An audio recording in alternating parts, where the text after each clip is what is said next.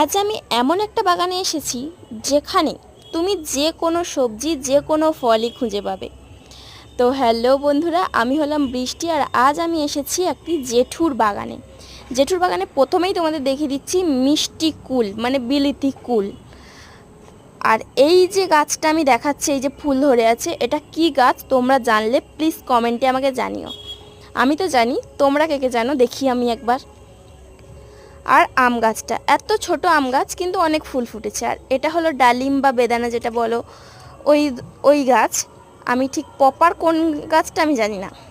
আর এই গাছটা, এটা হলো বিলিতি আমড়ার গাছ।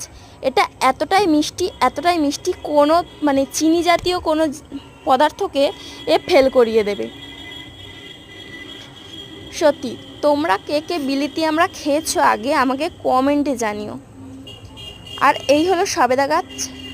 যারা সবেদা খেতে ভালোবাসো তারা এই এত বড় বড় সবেদা দেখে লোভ সামলাতে পারবে না, যদি সামনাসামনি আসো কখনো। আর এই পলিথিন বেঁধে রাখার প্রধান কারণ হলো পাখিদের হাত থেকে এই সবেদাগুলোকে বাঁচিয়ে রাখা। আর বেগুন হয়ে আছে মাত্র দুটো গাছে, অনেক অনেক বেগুন হয়েছে সিজনে। আর এখন পরপর কমে যাচ্ছে যেহেতু গরম পড়ছে। আর যে আগে একদিন পেঁয়াজ ফুলের ভিডিও দিয়েছিলাম, তো এটা এই জেঠুরি বাগানে পেঁয়াজ ফুলটা হয়েছিল। আর লঙ্কা গাছ এখানে অনেক আছে, তবে অনেক রকম ভ্যারাইটির লঙ্কা আছে, কোনো একটা লঙ্কা গাছ এখানে নেই। আর এই জেঠুর বাগানে গিয়েই আমি দেখলাম পুদিনা পাতার গাছ জেঠু চাষ করেছে।